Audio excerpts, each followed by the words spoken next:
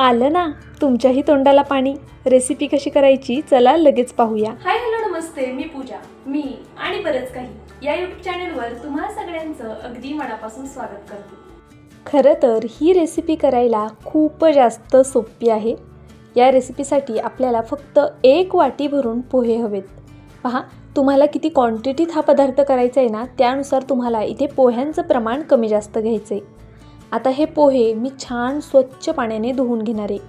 2 ते 3 पाण्याने मी हे पोहे सर्व छान असे धुवून घेते आणि यातलं संपूर्ण पाणी आधी आपण निथळून घेऊया। तर पहा इथे मी पोहे छान धुवून घेतले। यामध्ये अगदी थोडंसं पाणी घालायचं आहे आपल्याला। अशा पद्धतीने पहा पोहे छान असे भिजले गेले पाहिजे, यासाठी मी यामध्ये थोडंसं पाणी घालून ठेवलं। आता हे पोहे जरा वेळ साईडला ठेवून देऊया आणि तशाच सेम वाटीने आपल्याला रवासुद्धा घ्यायचा आहे। इथे मी अर्धा रवा घेतलेला आहे, म्हणजे अर्धी वाटी रवा घेतला आहे। आपण पोहे 1 वाटी घेतले होते, रवा अर्धी वाटी घेतलेला आहे। म्हणजे थोडक्यात काय, तुम्ही ज्या क्वांटिटीमध्ये पोहे घ्याल त्याच्या अर्ध्या प्रमाणामध्ये इथे तुम्हाला रव्याचा वापर करायचा आहे। आणि आपल्याला या रव्यामध्ये दुप्पट पाणी घालायचे, म्हणजे जितका रवा आहे ना त्याच्या दुप्पट आपल्याला इथे पाणी घालायचे। पाणी घातल्यानंतरनं हा रवा छान असा एकजीव करून घ्यायचा आहे। पहा अशा पद्धतीने। आत्ता तुम्हाला इथे हा रवा खूप पातळ दिसत असेल, पण थोड्या वेळानंतरनं हा रवा छान असा घट्टसर होतो। आता आपण 5-10 मिनिटासाठी हा रवासुद्धा साईडला ठेवून देऊया आणि तोपर्यंत आपल्याला जे पुढचे साहित्य लागणार आहे त्याची तयारी करून घेऊया।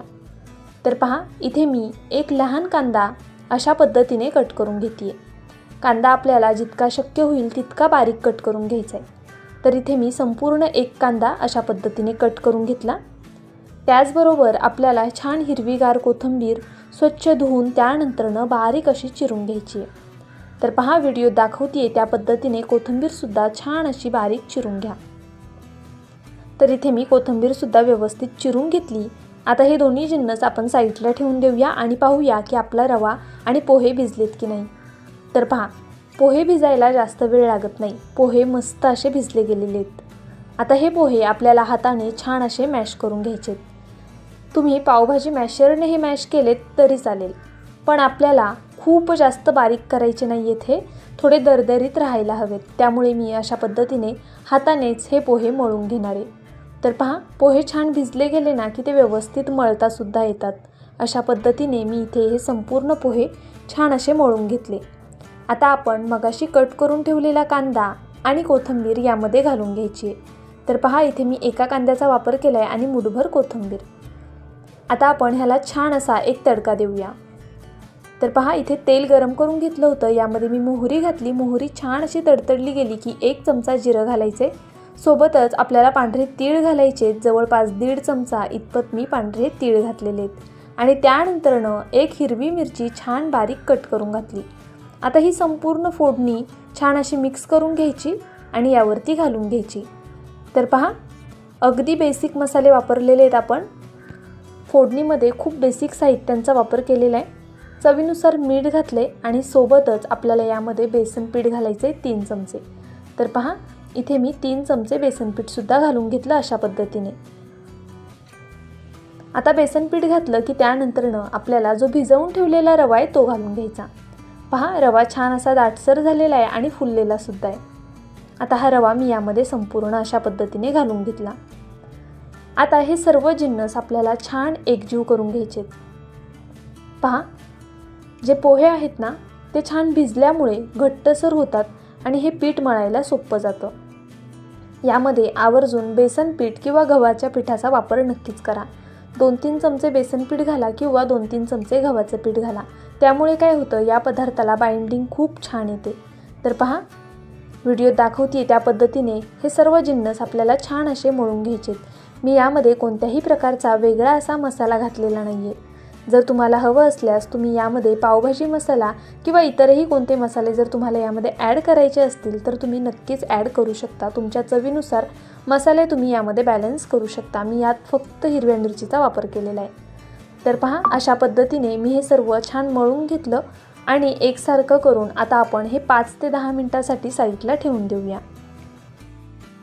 तुम्हाला माझा व्हिडिओ थोडा जरी आवडला असेल तर प्लीज व्हिडिओला एक लाईक करा, चॅनलला सबस्क्राईब करा. सबस्क्राईब केल्यानंतर बेल आयकन प्रेस करायला विसरू नका. ऑलवर क्लिक करा म्हणजे माझ्या प्रत्येक व्हिडिओचं नोटिफिकेशन सगळ्यात आधी तुम्हाला येईल. हाईप या ऑप्शनवरती क्लिक करून जे काही पॉईंट्स असतील ते द्यायला मात्र विसरू नका. तुमचं एक लाईक, एक सबस्क्राईब आणि हे हाईपचे पॉईंट्स माझ्यासाठी खूप मोलाचे आहेत. छानशी कमेंट करा. चला रेसिपीकडे वळूया. तर आता पहा 5-10 मिनटं झालेली आहेत. आपण झाकण काढून पाहूया. आधीपेक्षा हे थोडं आता घट्टसर झाले. पहा अशा पद्धतीने हे छान असं फुललंसुद्धा गेलेले. आता एक चाळण घ्यायची आहे आणि त्या चाळणीला तेल लावून घ्यायचे. जर तुमच्याकडे अशी चाळण नसेल आणि पूर्णाची चाळण असेल तर नक्कीच तुम्ही त्या चाळणीचा सुद्धा इथे वापर करू शकता. हाताला सुद्धा मी थोडंसं तेल लावून घेतलेले आणि पहा याचे आपल्याला अशा पद्धतीने छोटे छोटे कटलेट करून घ्यायचे. तुम्हाला हवा तो आकार तुम्ही या कटलेटला नक्कीच देऊ शकता. मी अगदी सोप्या पद्धतीने ह्याचे कटलेट तयार करून घेणार आहे.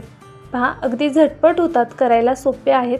तुम्हाला हवं तर तुम्ही गोलाकारसुद्धा करू शकता किंवा लंबकुळे असे सुद्धा कटलेट हे करू शकता. जसे तुम्हाला आवडतील तसे नक्कीच तुम्ही यांना आकार देऊ शकता. अगदी छोटे छोटे बॉल्स केलेत ना तर ते सुद्धा दिसायला छान दिसतात. तर पहा या पद्धतीने मी असेच हे सगळे कटलेट हातावरती करून घेते. अगदी सहज होतात आणि झटपट होतात. जितके या चाळणीमध्ये बसतील तितके कटलेट मी आत्ता करून घेणार आहे आणि त्यानंतरनं जे उरलेलं पीठ आहे त्याचे पुन्हा आपण चाळणीमध्ये वाफवायला ठेवणार आहोत. किंवा मग तुम्ही हे पीठ आपलं जे बेसन पीठ असतं त्याचं एक स्लरी तयार करून त्यामध्ये घोळवून सुद्धा हे वडे तळून डायरेक्ट खाऊ शकता. तर पहा मी इथे आता हे वाफवण्यासाठी ठेवून देते. पाणी छान गरम करून घेतलं, त्यावरती हे कटलेट ठेवले. झाकण ठेवायचे आणि फक्त 10 मिनटं मीडियम फ्लेमवर हे होऊन द्यायचे.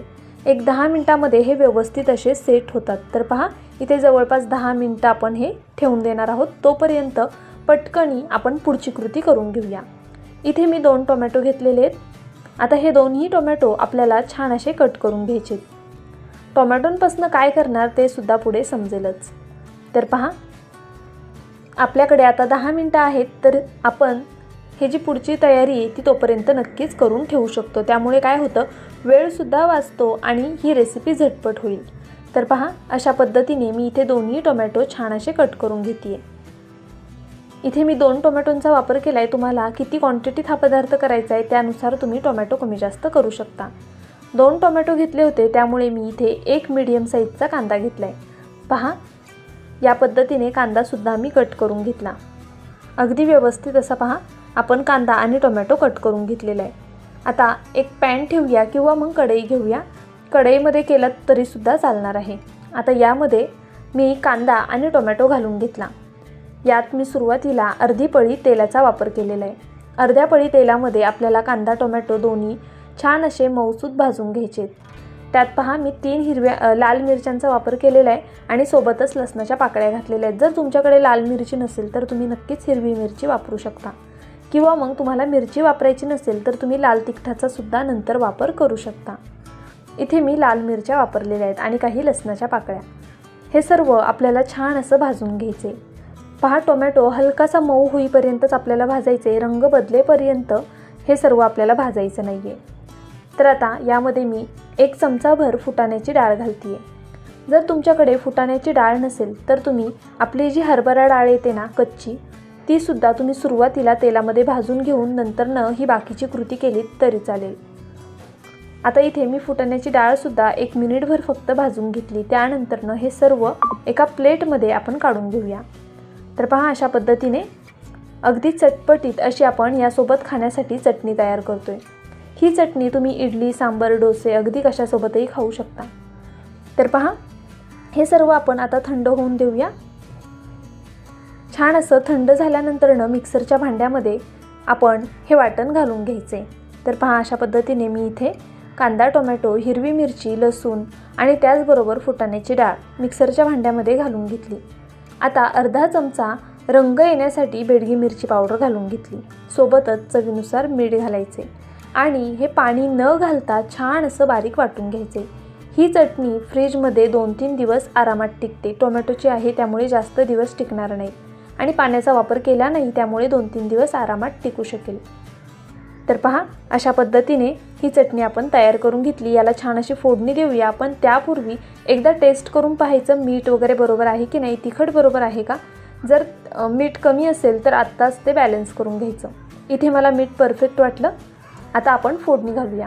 तर पहा इथे तडका पॅनमध्ये मोहरी घातली, जिरं घातलं, सोबतच लाल मिरची घातलेली आहे इथे मी आणि पांढरे तीळ घातलेले आहेत. लाल मिरची घातल्यानंतरच पांढरे तीळ घाला म्हणजे मग ते अगदी करपून जाणार नाहीत. कढीपत्त्याची पानं घातली आणि गरम गरम फोडणी या चटणीवरती घालून घेतली. आता इथे मी मिक्सरच्या भांड्यातच या चटणीला फोडणी दिलेली आहे. तुम्ही हवं तर सेपरेट बाउलमध्ये ही चटणी काढून त्यानंतरनं फोडणी दिलीत तरीसुद्धा चालणार आहे. तर पहा फोडणी दिल्यानंतरनं हे सर्व छान असं मिक्स करून घ्यायचे. आता आपण ही फोडणी दिलेली चटणी एका छोट्या वाटीमध्ये काढून घेऊया. तुम्हाला आता खाण्यासाठी जितकी गरजेची आहे ना तितकी चटणी काढून घ्यायची. आता तुम्हाला वाटत असेल आपण जे वाफवण्यासाठी ठेवलेलं आहे ते डायरेक्ट ह्याच्यासोबत खायचं की काय, तर तसं नाही आहे. आपल्याला त्याची अजून पुढे एक छोटीशी स्टेप करायची आहे ज्यामुळे तो पदार्थ खूप जास्त चविष्ट होणार आहे. तर पहा इथे मी आधी एका वाटीमध्ये ही चटणी काढून घेतली. ही चटणी थोडीशी थंड करून खाल्लीत ना तर जास्त छान लागते. आपण जो पदार्थ बनवतोय तो छान गरम गरम आणि त्यासोबत ही थोडी थंड चटणी, खूप कमाल कॉम्बिनेशन आहे. तुम्ही ही चटणी सेम इडलीसोबत नक्की करून पहा, खूप जास्त छान लागते. तुम्ही गाड्यावरती सुद्धा अशा पद्धतीची चटणी खाल्ली असेल. तर चला इथे पहा 10 मिनटं मी ह्याला छान अशी वाफ देऊन घेतली. त्यानंतरनं हे थोडं थंड होऊन दिलेलं आहे. पाहू शकता तुम्ही अगदी सहज निघतात ते आणि छान झालेले सुद्धा आहेत. आता पोहे आणि रवा शिजायला फारसा वेळ लागत नाही, पण आपल्याला हे सेट करायचं होतं त्यासाठी 10 मिनटं मीडियम फ्लेमवर ठेवून दिलेलं. पहा हे सर्व मी चाळणीतनं अशा पद्धतीने सेपरेट करून घेते. खाली तेल लावलं होतं त्यामुळे अगदी सहज हे निघतात ते. ज्यावेळेस तुम्हाला हे खायचं आहे ना त्याच वेळेस लगेच ह्याला फोडणी द्यायला घ्यायची आहे, म्हणजे मग गरम गरम खायला छान लागतं. तर इथे मी मुलांच्या नाश्त्यासाठी आत्ता हे छान असं तडका देऊन करणार आहे. ज्यावेळेस पुन्हा आपल्याला करायचं असेल किंवा पुन्हा खायचं असेल त्यावेळेस दुसरे शिजायला ठेवायचे तोपर्यंत आणि मग त्यानंतरनं त्याला तडका द्यायचा आहे. म्हणजे कसं होतं प्रत्येकाला गरम गरम खाता येतं. पहा इथे मी काय केलं आहे, पॅनमध्ये थोडंसं तेल घातलं होतं, त्यामध्ये जिरं घातलं, पांढरे तीळ घातले आणि त्यानंतरनं पावभाजी मसाला घातला आहे. तुम्हाला जो मसाला आवडत असेल तो तुम्ही नक्कीच इथे वापरू शकता. सोबतच रंग छान यावा यासाठी मी बेडगी मिरची पावडरचा वापर केलेला आहे. आता त्यानंतरनं आपण यामध्ये अगदी थोडीशी हळद घालून घेऊया. छान असे मसाले पसरवून घालायचेत यावरती आणि पहा हे सर्व छान एकजीव करून घ्यायचे. गॅस अगदी बारीक आहे, अगदी बारीक गॅसवरच आपल्याला ही संपूर्ण प्रोसेस करून घ्यायची आहे. तर पहा अशा पद्धतीने मी हे मसाले काही सेकंद फक्त तेलावरती छान फ्राय करून घेतले. आता आपण जे तयार करून ठेवलेले कटलेट म्हणा किंवा टिक्क्या आहेत छोट्या छोट्या त्या यावरती घालून घेऊया. अशा पद्धतीने पहा संपूर्ण मसाल्यामध्ये घोळवत ह्या टिक्क्या छान अशा यावरती ठेवून घ्यायच्या. तर इथे मी संपूर्ण टिक्क्या अशाच पद्धतीने ठेवून घेतल्या. पाहू शकता आपल्याला मीडियम फ्लेमवरती दोन्ही साईडनी ह्या टिक्क्या थोड्या खरपूस होईपर्यंत भाजून घ्यायच्या आहेत. अशा पद्धतीने हलवून घेतल्यामुळे मसाला सगळीकडे लागायला मदत होते. तर पहा अगदी सहज असे हे पलटी करता येतात. अजिबात पॅनला चिटकून वगैरे बसत नाही. अशी फोडणी दिल्यामुळे ना ही टिक्की खायला खूप छान लागते. तुम्हाला हवं असल्यास तुम्ही फोडणी न देता सुद्धा हे तसंच सुद्धा खाऊ शकता. पण जरा फोडणी दिलं ना की दिसायला सुद्धा छान दिसतं आणि मुलांना सुद्धा फार आवडतात. तर पहा अशा पद्धतीने हे तयार झालेले आहे. आपण ह्याला पुन्हा एकदा पलटी करून घेणार आहोत. दोन्ही साईडनी छान थोडंसं भाजून घेतलं ना की मग खायला खरंच खूप मस्त लागतात. वरतून थोडा कुरकुरीत क्रंचीनेस येतो आणि आतमधून सॉफ्ट असा हा पदार्थ तयार होतो. या पदार्थाला तुम्ही काय नाव द्याल मला कमेंट करून नक्कीच कळवा. पहा दुसरी साईडसुद्धा किती छान अशी भाजली गेलेली आहे. दोन्ही साईडनी अशाच पद्धतीने आपल्याला हे भाजून घ्यायचे. पहा अतिशय सुंदर असा याला रंग आलेला आहे आणि खायलासुद्धा खरंच खूप जास्त छान लागतात. जर यापूर्वी तुम्ही ही रेसिपी कधी केली नसेल ना तर एकदा नक्कीच करून पहा. अजूनही तुम्ही जर व्हिडिओला लाईक केलं नसेल तर प्लीज एक लाईक नक्कीच करा. त्याचबरोबर जर चॅनलवरती नवीन असाल तर सबस्क्राईब करायला विसरू नका. बेल आयकनसुद्धा प्रेस करून घ्या म्हणजे माझ्या व्हिडिओचं नोटिफिकेशन सगळ्यात आधी तुम्हाला येत राहील. पहा हे छान असं झालेलं आहे. आता मी हे काढून घेते. तोपर्यंत मी दुसऱ्या टिक्क्या करायला ठेवल्या होत्या त्यासुद्धा आता होत आलेल्या आहेत. अशा पद्धतीने पहा हे काढून घ्यायचं आणि मग पुन्हा त्या टिक्क्यांना फोडणी द्यायची. झटपट होतात, फारसा वेळ लागत नाही. चाळणी मोठी असेल किंवा 2 असतील तर तुम्ही एकाच वेळी सर्व ह्या टिक्क्या वाफवून घेऊ शकता. तर पहा, इथे मस्त असं आपलं हे तयार झालेलं आहे. पाहू शकता किती छान चमचमीत अप्रतिम दिसते.